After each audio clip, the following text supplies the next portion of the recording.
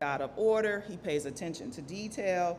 He is particularly interested in us as his reflections, as well as in our interactions with one another. And we learn those things from Creation Week.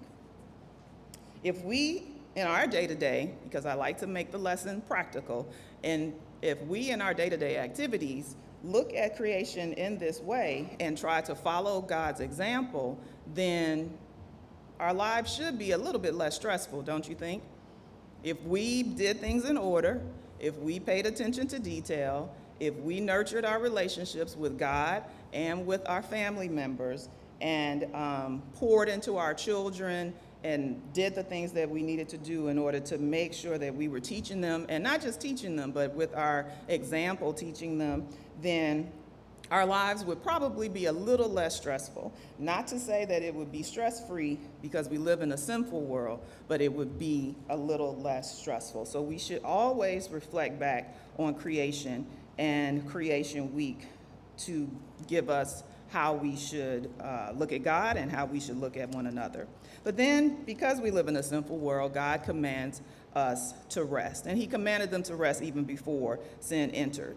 So when we look at Monday's lesson, we find that we want to look at, I wanted to have you guys just kind of imagine what the first Sabbath looked like. Have you ever really thought about what that first Sabbath looked like? So everything is created, everything is perfect, and then God is there, that Adam and Eve could talk to him face to face. What in your imagination are some things that may have happened on that first Sabbath? Have you ever thought about that?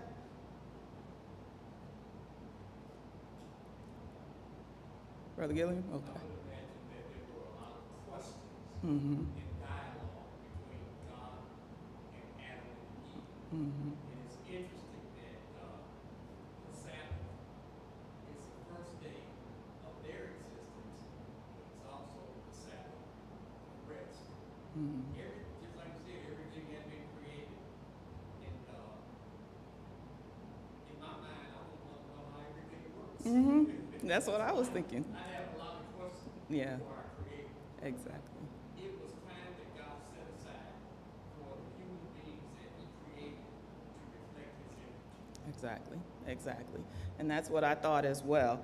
Adam and Eve were able to spend time with God, asking him questions. That's the first thing I wrote down. They explored the garden and interacted with the animals without fear.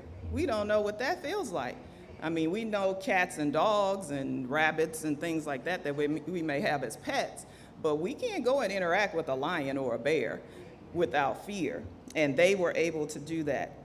They were able to talk with one another and get to know each other without any judgment, without any history of, oh, you hurt my feelings the other day, I'm still upset about that. It was just a blank slate. That probably was the most wonderful Sabbath that ever existed because it was the first one. But we'll have that again in heaven. Sister Clemens? Imagine what the music might have been. Mm-hmm. That first Sabbath, what the angels were singing, how the animals tuned in. And I just think that was just the music, just the celebration, jubilee. Mm-hmm. Yes, I believe it was just a wonderful, wonderful day. Now, some people, when they read that God rested, they think maybe God was tired. And we know that God wasn't tired because God does not get tired. So he rested because he was done with his work and he was done with what he wanted created. He knew that it was good and he wanted to share it and he wanted to have them celebrate it. And it made me think of when I was working on that play that I did a few years ago. I had to create a backdrop and I had been working on it